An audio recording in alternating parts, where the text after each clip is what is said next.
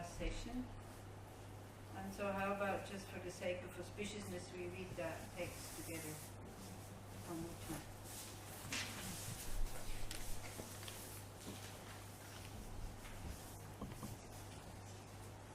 Page 11.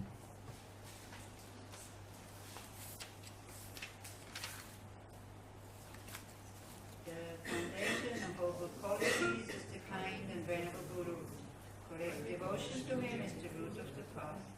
By clearly seeing this and applying great effort, please bless me to rely upon him with great respect. Understanding that the precious freedom of this rebirth is found only once, is greatly meaningful and is difficult to find again, please bless me to generate the mind that unceasingly day and night takes its essence. This life is as impermanent as a water bubble. Remember how quickly it decays and death comes. After death, just like a shadow, follows the body. The results of black and white karma follow. Finding firm and definite conviction in this, please bless me always to be careful, to abandon even the slightest negativities and accomplish all virtuous deeds. Seeking samsaric pleasures is the door to all suffering. They are uncertain and cannot be relied upon. Recognizing these shortcomings, please bless me to generate a strong wish for the bliss of liberation. Led by this pure thought, mindfulness, alertness, and great caution arise. The root of the teachings is keeping the pratimoksha vows. Please bless me to accomplish this essential practice. Just as I have fallen into the sea of samsara, so have all mother migratory beings.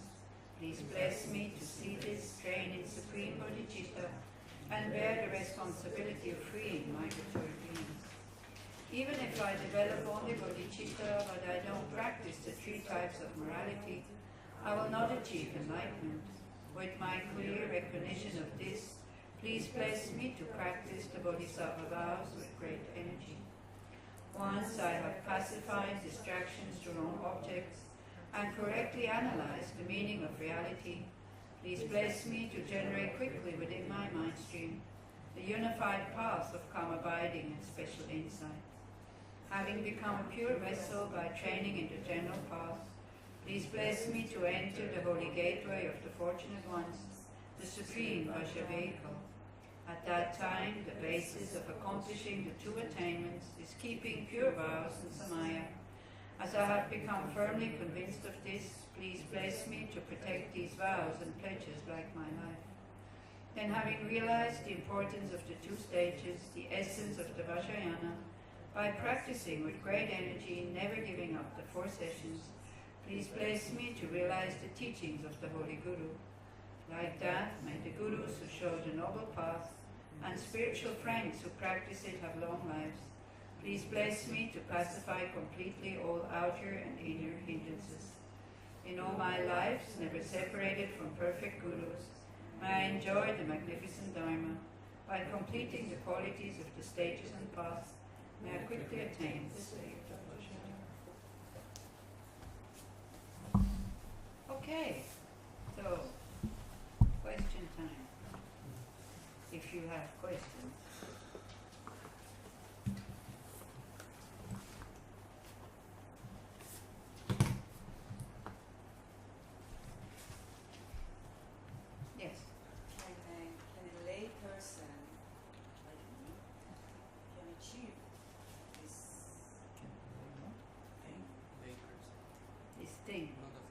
Yeah, why not? You have the same body and the same mind as an ordained person, isn't it? Yeah, but I wonder, do I need to be a nun? Do I need to go and exile somewhere? Well, again, what do you think? I mean, if you have 3 children and a job and a husband and a mother that you have to take care of, do you think you will find the time to practice all this? That's what I'm asking. No, I'm asking you. Do you think you find the time with all these other worldly activities to sit and meditate, like I said, 4 sessions a day, something like that? Do you think you will find the time? 4 sessions. Okay. So, do you have to become a nun? No. You just need to be free of all these worldly activities. That's all. This is all. If you want to become, I don't know, if you want to become a professional tennis player, now you could either just play tennis for a hobby and then you have a profession, you have a family, you go maybe once a day or maybe twice a week or something like that. You will enjoy playing your tennis, but you'll never get that far. If you really want to become professional and go to Wimbledon and even win it, well, then you have to put a lot of time into it. Now, if you have your children who are waiting at home and you're constantly off doing retreats and like this, I don't think that will help your practice for you to be peaceful. So this is why if you're very young and you decide that you want to practice this seriously, then don't go into a relationship and don't have children, but not necessarily you have to become a monk or a nun. There are like very accomplished masters and practitioners who are lay people, who are not ordained. That's fine. But it depends on your lifestyle. In history, there were people with family. Yeah, like John Dunbar, very accomplished master of, like a disciple of Atisha, for example. They was taking. Yeah. Also, the Buddha has like specific sutras for householders. Also, you know, he was teaching monks and nuns, but he was also teaching lay people. And he also taught the king, for example. And out of that came a very beautiful text. No, it wasn't the Buddha, it was Nagarjuna, a letter for a friend. So it's this whole thing again, like if you become clear what you want, but then you need to look, what are my possibilities? Otherwise you just sit there and feel sorry that you don't have you don't have the freedom of somebody who doesn't have a family and you never do anything. And you're not happy about what you can do, and then again it's like, yeah. You can take monks and nuns vows and be totally unhappy, being lonely, not having a relationship as a nun, not having children. Then it's no point getting ordained. Then it's actually hindrance to your path. So it doesn't mean like, you know, that it's detrimental. If you're happy being alone, then having vows, of course, that helps you. Yeah? Like Tommy told us this story about this rabbi who was he was only interested in reading books and studying text. Do you remember his name? I wasn't there. Huh? Anyway, he wasn't interested in women and family, but as a rabbi you have to marry and you have to have children. So There was a documentary. I think there was a documentary on Israeli TV, and the daughter said, my father said my name twice my whole life. He completely ignored her. They were just, yeah, we'll have to have him. So you see, for such a person it's much better to be alone than to have a family. Also with this whole thing about monks and nuns, you know, people ask me about why don't you have children, it's not natural. Well, I don't know.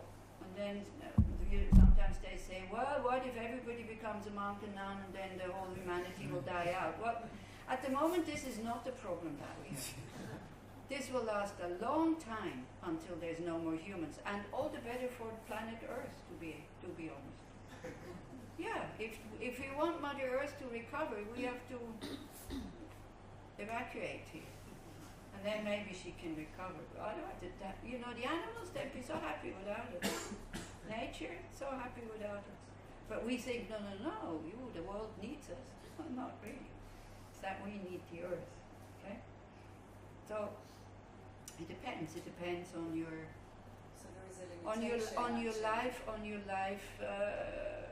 life situation.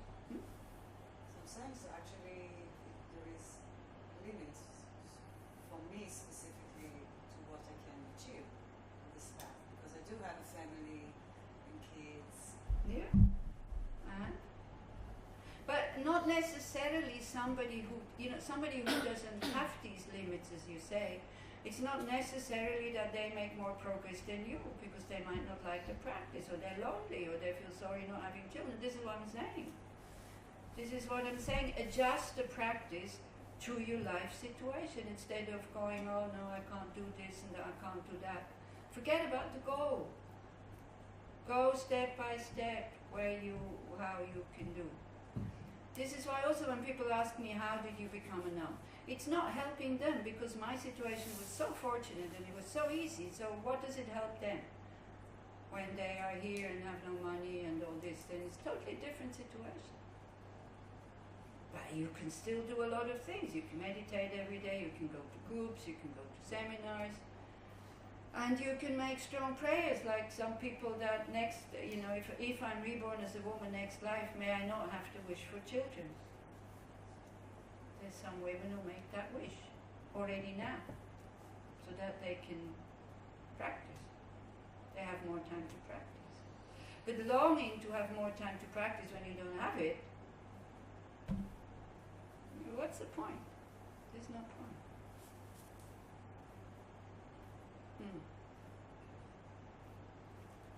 You can use your family as object of patience, for example. No, I've never heard a mother say, I have no occasion to practice patience. For example. Yeah? It's not that, you make the situation, then you start to practice. No, you start to practice with whatever you have. Is that clear? Yeah. Okay. Anybody else?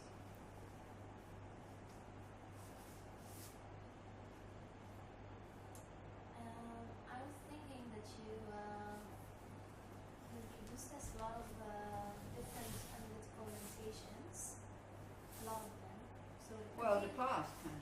yeah, exactly. Yeah. It could be a little bit overwhelming. I remember when I first went to a Lam Rim course, I was really amazed. But then, What is the next stage? what do you do?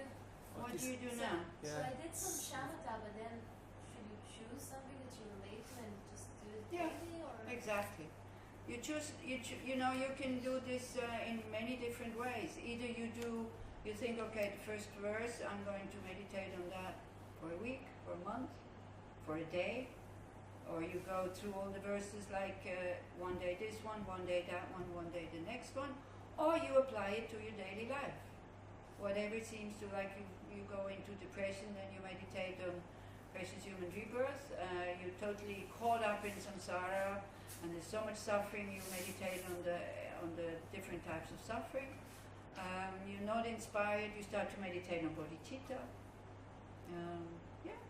Whatever. Or you're reading a book and it has to do with a certain topic that is in the past. Then you put down the book and you start to think about them. Or you make your own. Tapes. Like you lead your own meditations, you make a tape, you listen to them. There's many possibilities.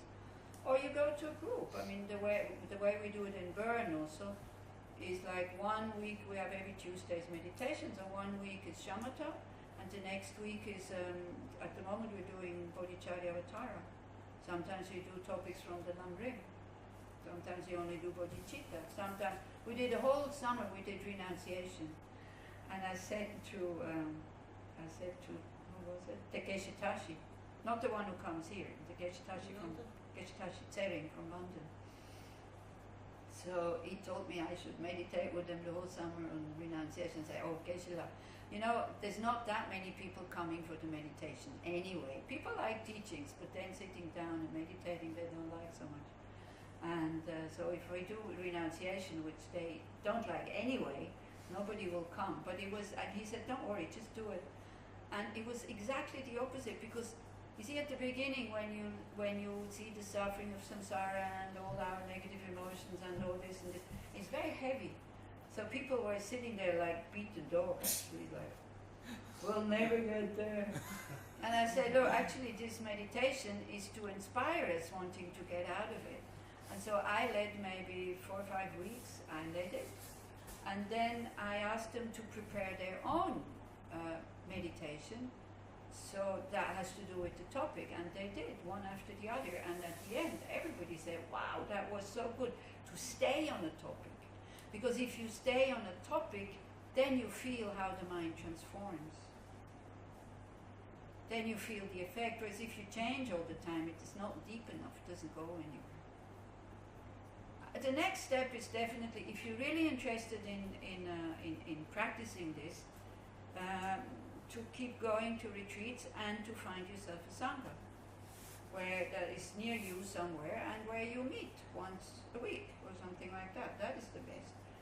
And then you do make progress. So that means that sangha, it can't be that far away, because if you have to travel 2 hours for an evening for an hour meditation and some discussion, and 2 hours home, you give up very, very quickly.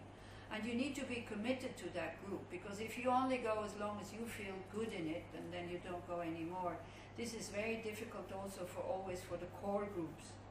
Because then, after a teacher has been here, then all of a sudden there's 20 people, and then it's less, until the same 3 or 4. But actually, 2-3 people is enough to have a sangha, if you are committed. And then you take a text. You don't need somebody who is leading the group. This is it, we're such consumers.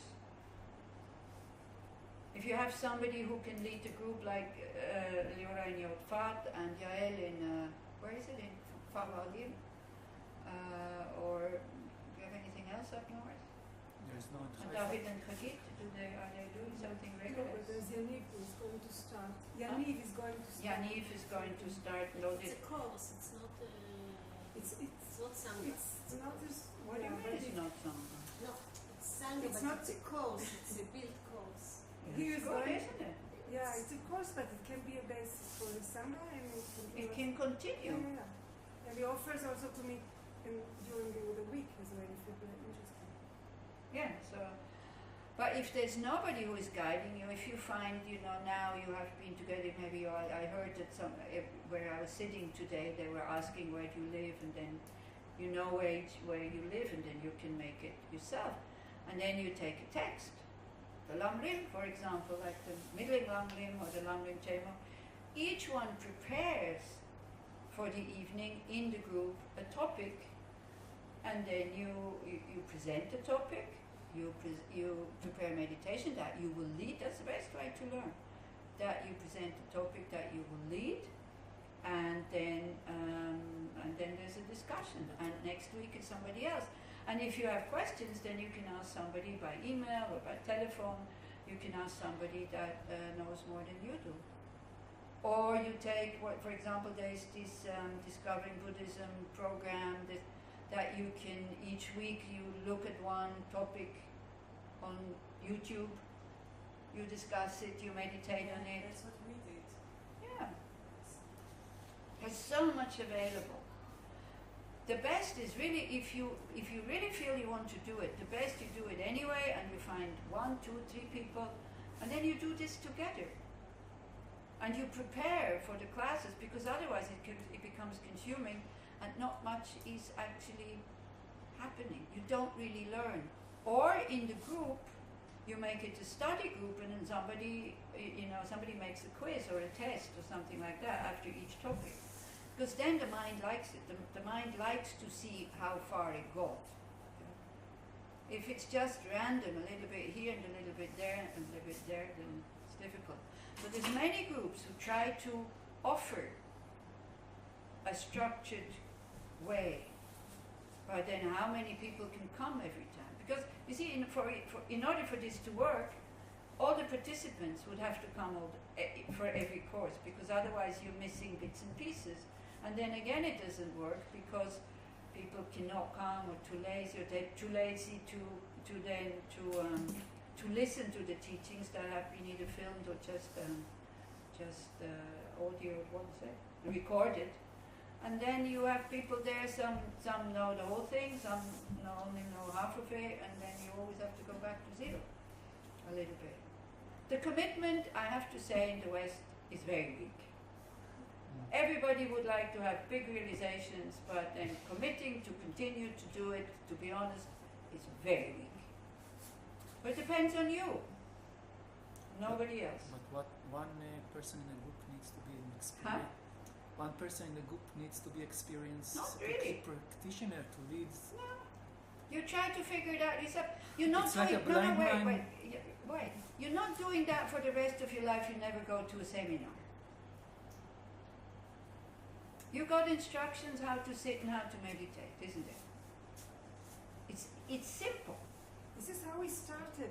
This In is the how everybody beginning, starts. There were nobody who was more experienced than that. We were beginners, few of us, and we did just like what Anila said. We read something, and each week somebody else led the meditations, and this is how we practice and study. And this gives a tremendous good Sangha feeling actually when you do that. If somebody is teaching you, and you just sit there and sometimes you feel like going, then you don't feel like going. If you're the one who has to prepare, you sit and you prepare and you study and then the mind gets happy because you do something. You're not just sitting there and swallowing the whole thing. Yeah? Not necessarily. You can watch a video of a teacher. So many videos are on YouTube, and then you discuss it. Like the same way as you do in the discussion group. See, discussion group is no question and answer. Discussion group is like, this is how I understand it. What do you think? Is it right or is it wrong? Then you discuss. Not necessarily you need to have an experienced person. So many little sanghas get kind of created in all the countries, and most of them fall apart after a while because people are not committed. People are waiting for, I need somebody who's teaching me and this and that. I don't have time. That's the way it is. So again, be happy that you have time to come to a retreat from time to time, and the rest, enjoy life and that's it, instead of feeling bad about not doing anything. That's no point. It doesn't help you. It won't help you. If you can, go to India, do the 1 month November course in Kopan.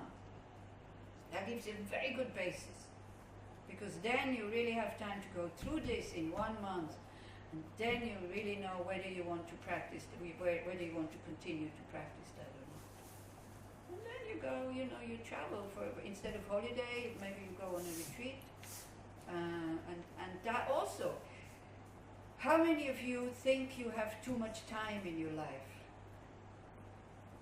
Okay, 1 person out of 20. So if you already don't have enough time in your life, on top of it you want to put the spiritual practice adding to that, first you need to make some space. Otherwise, and if it's important for you, you will find something to do, and you will do something. Gidi, what do you think? גידי, תחזור Thinking לחיפה. if I'm in the right direction. I think that practicing every day is the most important. Huh? I just practice at home every day, Yeah. but I'm like more. I had a sangha when I was in Haifa. It was first I thought I'm doing it for other people, but it was really good. But then I went to India, so I was.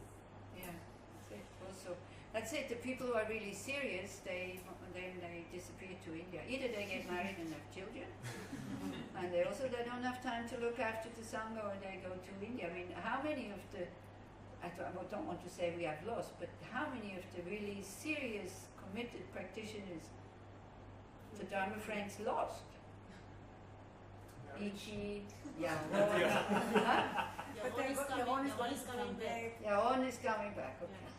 Okay. Gila is still in India, no coming. Ben, Karmit, like all these people are really serious. Then it's too distracting for them here also maybe, and they maybe not enough support, huh?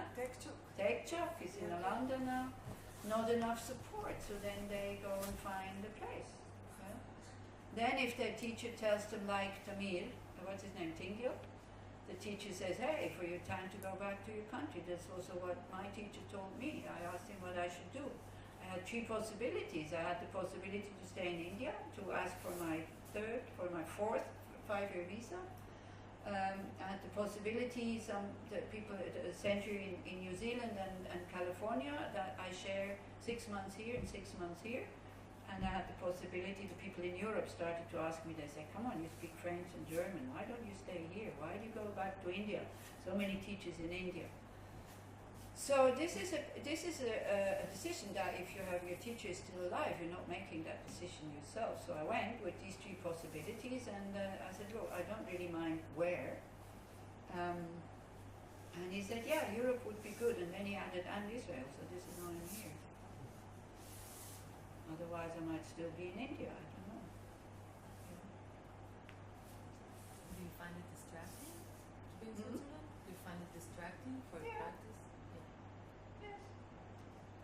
That's the way it is. Of course, much more distraction.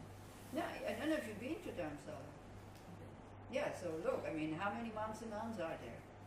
If I walk through the streets of Dharamsala, nobody looks at me, nobody asks me any questions. If I walk through the streets of Tel Aviv, everybody stares at me and everybody kind of, you know, or not everybody, many people ask me questions and all this. And then you're surrounded by people who do the same thing. So of course that is of great help. Here you're quite exotic. Sometimes here I have to defend myself for keeping vows, like the vow of celibacy. I mean, people can get quite aggressive. But it's not natural, it's not normal, and what are you doing? And, come on, I'm 66, what am I going to have children now? Leave me alone. Yeah, it's funny, really. It's really, sometimes I think, why are they telling me that? I still remember, I think it was the second time when it was in Israel. Because, you know, see, this whole thing about having children, in Europe it's not such a big thing. You're a female and you don't have children, so what? Nobody kind of thinks you're not normal. So somebody asked me in one talk in Tel Aviv, he was a man, he said, well, how can you be a woman and not have children and be happy? And I went like that. This is the first time I'm hearing that kind of question, because I didn't know how important it was in this country for women to have children. I mean, there's so many people in this world. Why do I need to make my own? It's another view that is never questioned, you know. And then these women here who don't have children, then they feel bad about this. And it's a shame. You can be so helpful if you don't have children, because then you can look after everybody who needs it right then. If you have children, then you know you have to stay home. I don't need to my children first and then others. Whoever needs help and I have the skills to help and have time to do it, then I can go. And have no husband at home say, oh, again you're going for a retreat. I know people, they would like to come to the retreat, but they cannot. Because the husband is not interested in these things, and out of consideration for the husband, then they stay home or go on a holiday trip to who knows where. They don't really enjoy, but they go because they want to, they see their commitment towards the family. If you have a family, you have to commit towards them. You have to spend time with them. You can't say, oh, I'm a spiritual practitioner, I'm going for the retreat. You look after yourself. It's not fair. It's not fair.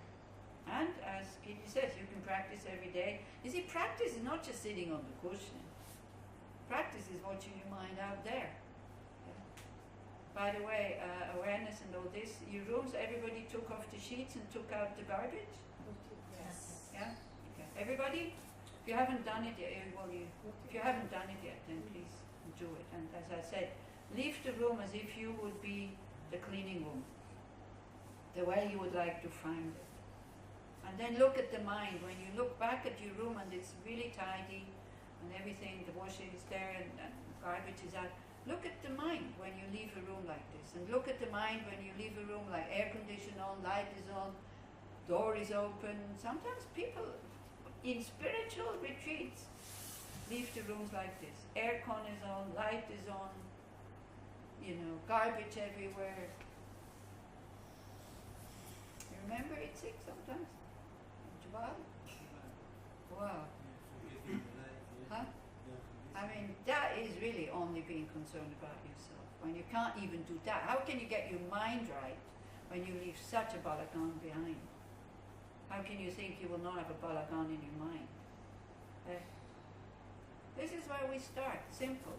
The traces that we leave behind, we're considerate about others who have to clean up after us. Yeah. I've read somewhere, I don't remember where, there is a story that the Buddha tells about an allegory that the person is like a wounded animal that needs to go to a cave or something like that to recover from the wounds.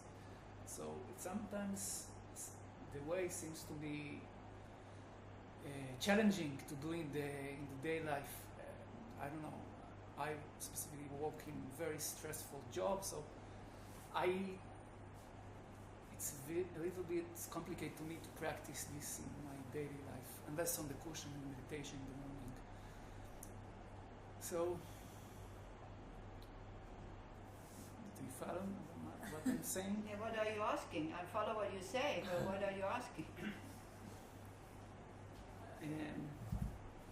I'm saying I feel there's a limit to what can I achieve. What can you achieve? You know, remember when I told you the homework, very simple homework?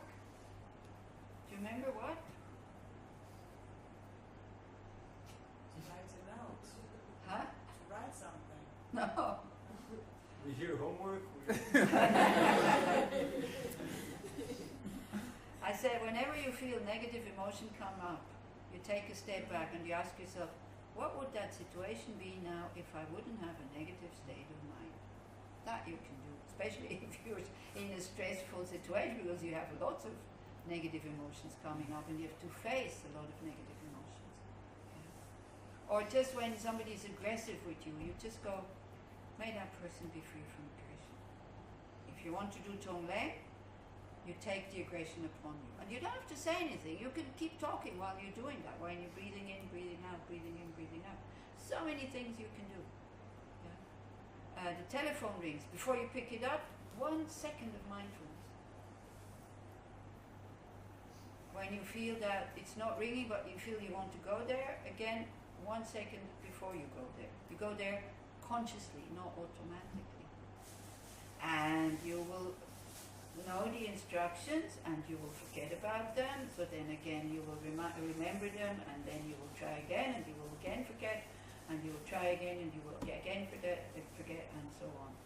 So yeah, retreats are, as you say, like a wounded animal who goes to the cave and learns how to heal itself or look at the mind. That is true. So some of your free time, if this is really important for you, you will have to give for retreat. After Vajrasattva retreat in Dharamsala, yeah, I told you it lasts 3 months, and we have one every year. So when the Dalai Lama is in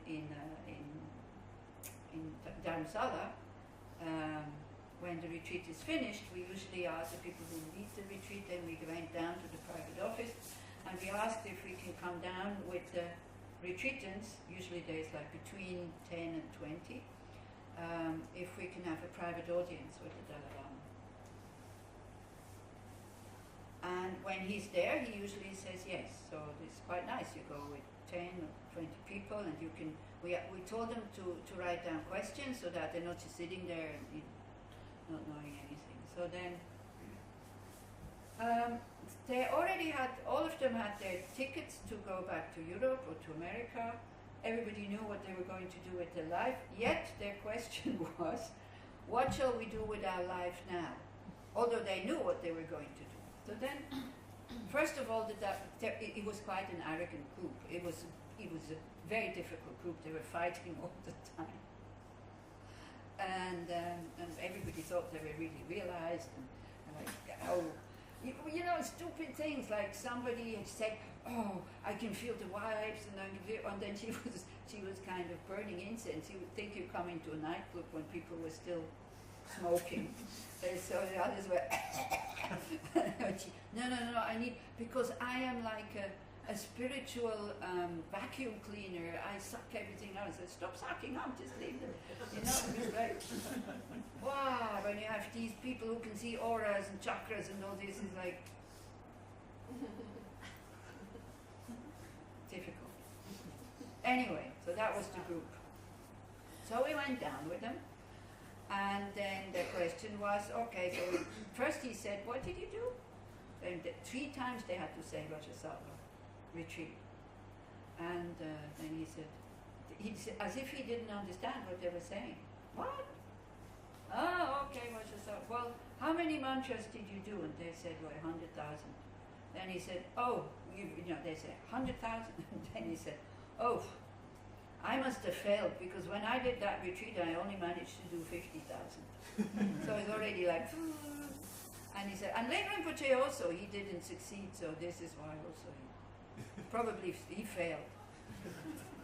And then the question, what shall we do with our life? He said, oh, very easy. The best thing is you give everything away, You find yourself a cave, and you go to the cave, and you meditate there for the rest of your life. People's faces were. And then he started laughing.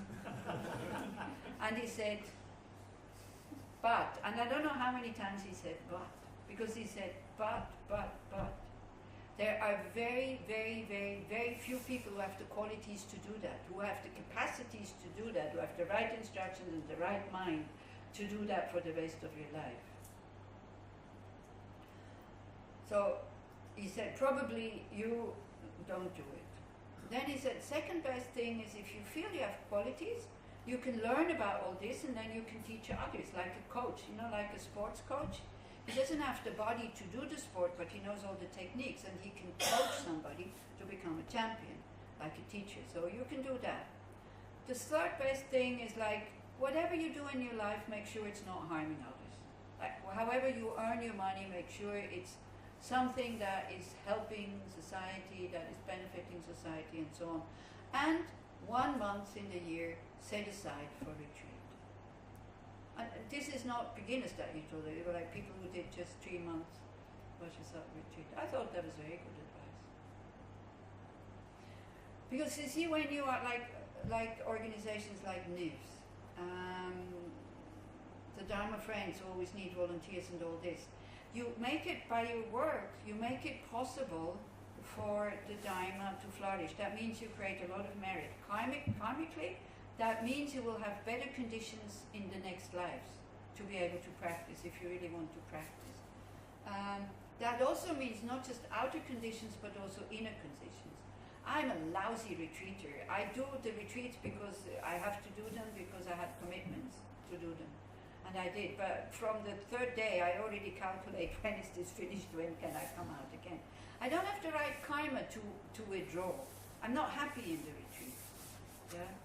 Very, very few, like just occasions sometimes, like moments, but I've never longed for the retreat to continue. It was always, when it was finished, I was so happy.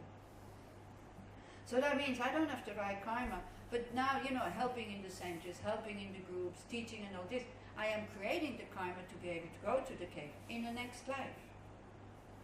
There would be no point for me now to go, okay, I'm retired, I can't teach anymore because I forget half of it that I wanted to say, and I go blah, blah, blah, but things are not important and so on, and therefore now I go into retreat. I don't think I would be happy. And so I talked to Charles. Charles is a French monk who is most of his life in retreat. He is a bodhisattva. You see, sometimes you can feel these people just being next to you, they bless you somehow. All of a sudden you feel totally relaxed, and he's so funny, and he looks very crabby. I mean, he looks like Marpa, I don't know if like not shaved, and then he wears these funny hats, sometimes woolly hats people give him. He doesn't care how he looks, and like this, but he's always working when he's out of retreat. He's helping in the center, cooking, cleaning, talking to people and all this. So I like him very much. So then he said, hey Anila, when did you do your last long retreat? And I said, Charlotte, I don't have retreat karma. I just work and I go around and go blah, blah, blah. And then he said, yeah, you're right. If you don't have the merit, it's not even the right karma, merit meaning positive energy. If you don't have the merit to retreat, even if you go up on the highest mountain and you sit there for 10 years totally naked, like a renunciate, all you get is a cough. And then you come down to the village again, and people ask you, what have you achieved? And you go.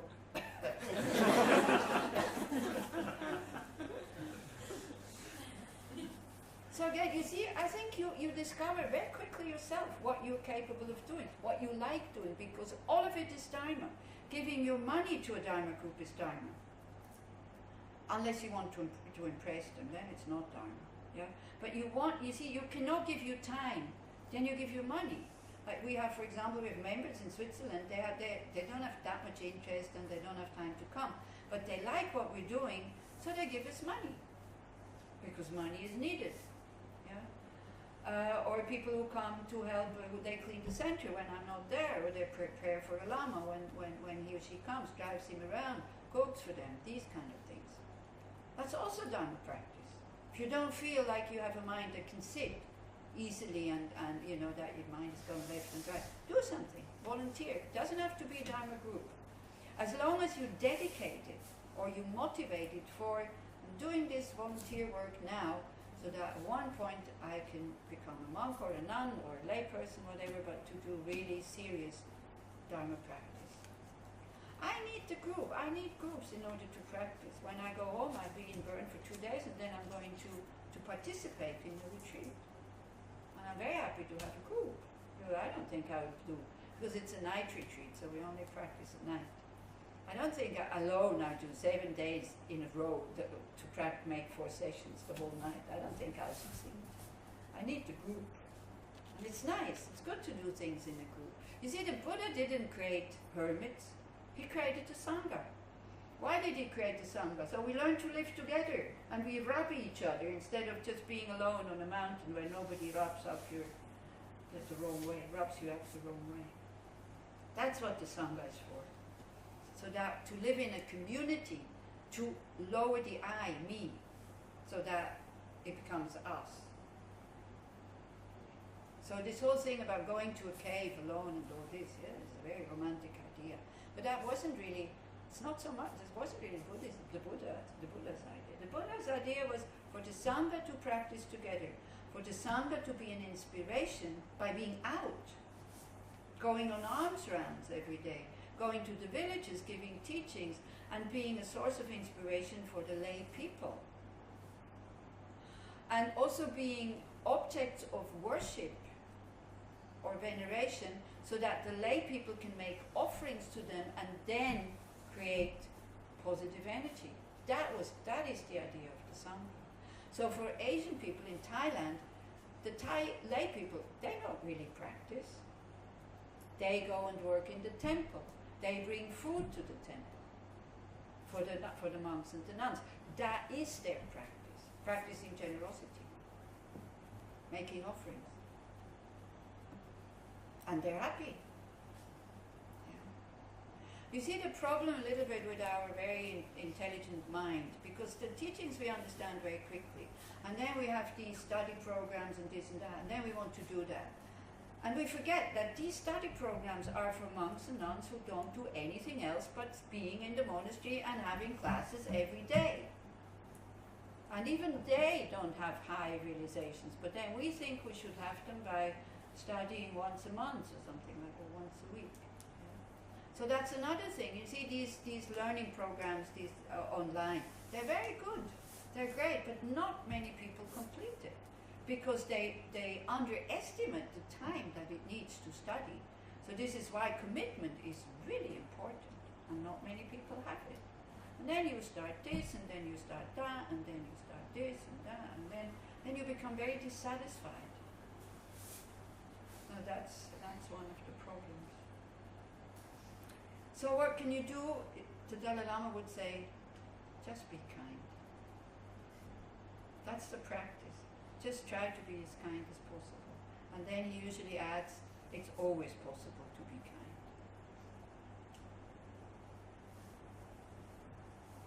Is that helping? Yeah. Yes. Something different. Okay. We can't change another one karma, No. but the result that someone get, we can change it by praying and making some practice, isn't it? Like in case someone very sick. So how the prayers affect the sick person, I mean. When Yangtze Rinpoche was asked these questions, he says, just do it. I don't know. But it could be, like we're kind of really materialistic and all this. We need to see something happening so that we know that something is happening. Imagine being sick and somebody is doing prayer